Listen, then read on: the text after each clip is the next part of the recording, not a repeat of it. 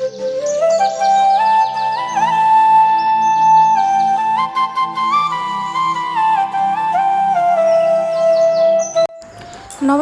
বন্ধুরা, আমি সুদীপ্তা। আমার নতুন আরও একটি ভিডিওতে তোমাদের সকলকে স্বাগত রইল।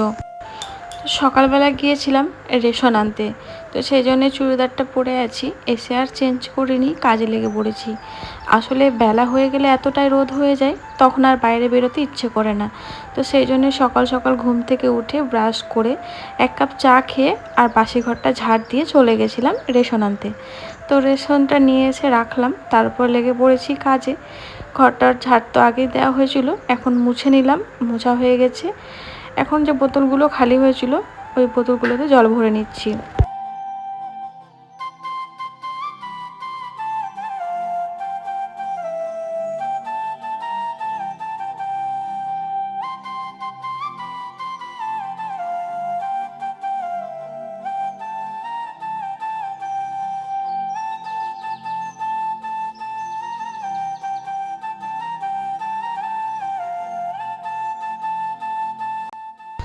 এই রান্নাঘরটা আমার খুবই গরম, কারণ রান্নাঘরে আমার কোনো জানালা নেই, সেই জন্য রান্না করার পর যে তাপটা সেটাও বেরোতে পারে না।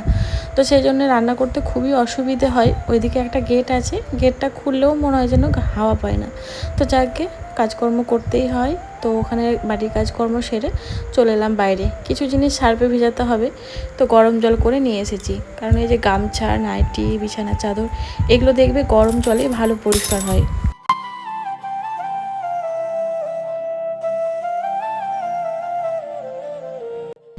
তো এদিকে আমি আমার মতো কাজ করছিলাম, তারপরে এই দেখো আমার কাছে আবির এসেছে। কারণ কালকে না পরশুদিন ওর স্কুলে একটা প্রোগ্রাম আছে, ওখানে ও নাটক করবে, আবৃত্তি করবে। তো সেই জন্য ও আমাকে বলছে যে জেঠিমণি তুমি আমার প্রোগ্রাম দেখতে যাবে? তা বললাম ঠিক আছে যাব, যদি বৃষ্টি না হয়, কারণ এখন তো ওয়েদারটা খুব একটা ভালো না, কখনো বৃষ্টি কখনো আবার রোদ। এই দেখো না সকালবেলা কত রোদ ছিল, সেই ভয়ে আমি সকাল সকাল রেশনটা নিয়ে এলাম। এখন আবার দেখছি মেঘলা মেঘলা, মানে এক্ষুনি মনে হচ্ছে বৃষ্টি নামবে। তো সার্ফে ভিজিয়ে রেখে এলাম, একটু ভিজুক। গরম জলে একটু ভিজিয়ে না রাখলে না ভালো পরিষ্কার হয় না। তো রান্নাঘরে কটা বাসন ছিল, তাই ভাবলাম যে মেজে নিই। আর এখন আমি কলপারে বাসন নিয়ে যাই না, কারণ প্রচণ্ড রোদ লাগে, এই জন্য আমি রান্নাঘরে বাসনগুলো মেজে নিই।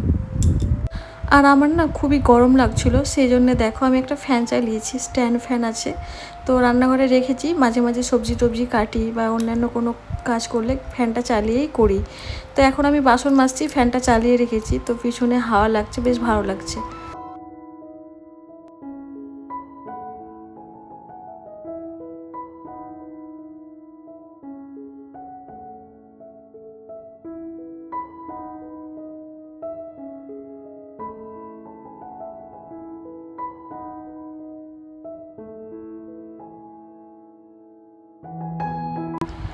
তো সমস্ত কাজকর্ম সেরে এই দেখো আমি এখন কি করছি দেখো। কালকে বাবা এসেছিল, কিছু কলা আর কিছু বাড়ির গাছের আম দিয়ে গেছে। তো কলাটাও আমাদেরই গাছের, তো অনেকটাই কলা দিয়ে গেছে। যেহেতু আমি পুজো করি প্রত্যেক দিন ফল দিয়ে, আমার তো ফল লাগেই, তো ওই জন্য বেশি করে দিয়ে গেছে। তো এতটা কলা, কলা তো গরমে থাকবে না, ভীষণ গরম পড়েছে, সবগুলো পেকে গেছে। এরপরে যদি 2-3 দিন রাখি তাহলে এগুলো আর খাওয়াই যাবে না। তো সেই জন্য ভাবলাম এগুলো দিয়ে একটা ব্যবস্থা করি। তো কি ব্যবস্থা করব, যেমন তাল দিয়ে তাল বড়া হয়, তেমন কলা দিয়েও কিন্তু কলা বড়া খাওয়া যায়। তো ভাবলাম কলার বড়া করে নিই, কারণ এতগুলো কলা আমার ছেলেও খাবে না, আর আমিও এমনি কলা খেতে ভালোবাসি না। পুজো টুজো করে তারপরে প্রসাদ খাই, কিন্তু এতগুলো কলা পুজো করতে করতে তো নষ্ট হয়ে যাবে। তো সেই জন্য বাড়িতেই সমস্ত কিছু ছিল, চালের গুঁড়ো বলো, সুজি বলো, হ্যাঁ চিনি, তারপরে মৌরি, মানে যা যা লাগবে সব কিছুই ছিল। তো সব কিছু দিয়েই আমি বানিয়ে নিচ্ছি এখন কলা বড়াটা। জানি না খেতে কেমন হবে, আমি কোনো দিনও বানাইনি, এই ফার্স্ট টাইম বানাচ্ছি। আমি শুনেছি যে কলার বড়া বানানো যায় এবং খেতেও নাকি খুব ভালো হয়, কিন্তু আমি কখনো খাইও নি আর বানাইও নি।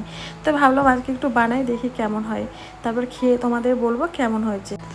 তো আমি এখন সুজি, তারপরে কলার, ময়দা, চালের গুঁড়ো, একটু লবণ, চিনি সব কিছু মাখিয়ে এইভাবে রাখলাম, কারণ সুজি দেওয়া আছে, সুজিটা যেহেতু একটু ফুলবে, ততক্ষণে ভাবলাম যে একটু দুপুরে রান্নাবান্নার সবজিগুলো কেটে রাখি, কারণ ওইগুলো আবার বানাতে হবে, বানিয়ে রান্না করতে অনেকটাই সময় লেগে যাবে। তো চলো রান্নাঘরে যাই, কলা বড়াগুলো ভেজে নিই। এই দেখো বড়া, তালের বড়ার মতোই কিন্তু আমি শেপ দিয়ে ভেজে নিচ্ছি। তো এক ছাক ভাজা হয়ে গেছে, তো ওখান থেকে আবার আমার ছেলে কিছুটা নিয়েছে, ও খেলো। আর আবিরকেও ফোন করে ডাকলাম, ওকেও কিছুটা দিয়ে পাঠালাম।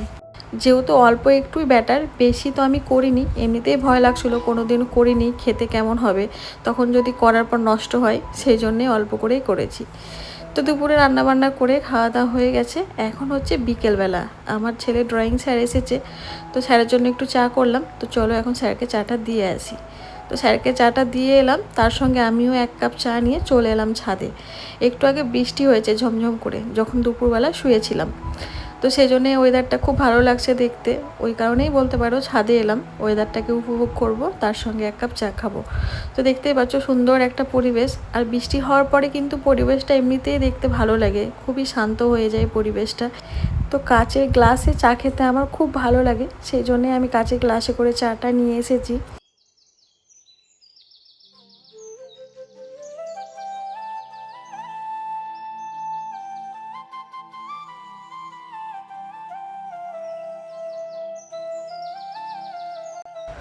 তো আঁকা হয়ে যাওয়ার পর 6টা থেকে পড়া ছিল, সেখানে পড়তেও দিয়ে এসেছিলাম ছেলেকে।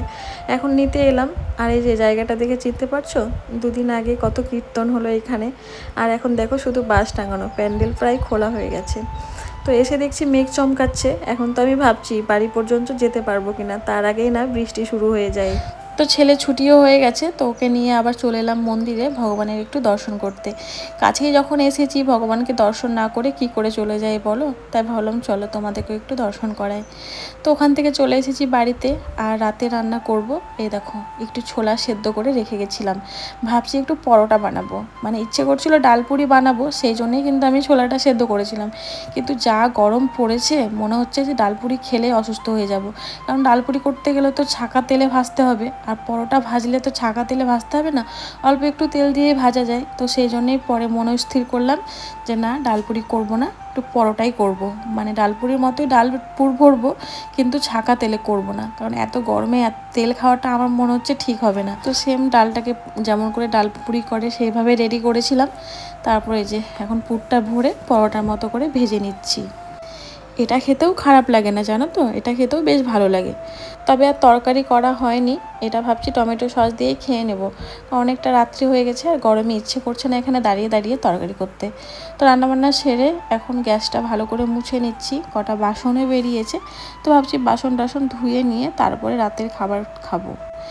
আর শুতে যাওয়ার আগে মনে হচ্ছে আরও একবার গা ধুতে হবে, কারণ প্রচণ্ড গরম লাগছে। রাত্রেবেলা রান্না করলে গা না ধুয়ে কিন্তু শুতেই পারি না। তো যাই হোক, রান্নাবান্না সেরে দুপুরের কটা বাসন ছিল সেগুলো এখন গুছিয়ে রাখছি। তারপরে আবার তো রাতের বাসন মাজতে হবে, তো বাসন মাজা ঝুড়িটাতে তো বাসন রাখা আছে, সেটা খালি না করলে আবার বাসন মাজে রাখবো কোথায়, তাই না? সেই জন্যে আগে বাসনগুলো জায়গা মতো রেখে দিলাম। তো তারপরে এখন যে কটা বাসন বেরিয়েছে সেই কটা মেজে নিচ্ছি, যদিও বেশি বাসন হয়নি, কিন্তু অল্প কটা আছে, এই কটা মেজে তারপর রাতে খাওয়া দাওয়া করব। খাওয়া দাওয়া করার পর যেগুলো বেরোবে সেগুলোও ধুয়ে নেব, তারপরে একেবারে গা ধুয়ে ফ্রেশ হয়ে তারপরে ঘুমোতে যাব। আজকে আর ছেলেকে পড়তে বসালাম না, কারণ পরপর ওর পড়া ছিল। বিকেল থেকে তো আঁকা করলো, আঁকার পরে আবার পড়তে গেছিলো, তো পরে এলো, আর পড়তে বসবে না, আর বসালেও বা জোর করে পড়া হয় না, কারণ ওর মন চাইবে না এখন পড়তে, তো একটু কার্টুন দেখছে আর আমি আমার কাজগুলো করছি। তো আমার সমস্ত কাজকর্মগুলো হয়ে গেছে, এখন যাব গা ধুতে। তো চলো আজকের ভিডিওটি তাহলে এই পর্যন্তই রাখি, দেখা হবে নেক্সট ভিডিওতে। সবাই খুব ভালো থেকো, সুস্থ থেকো, আর চ্যানেলটিকে অবশ্যই সাবস্ক্রাইব করে দিও। টাটা।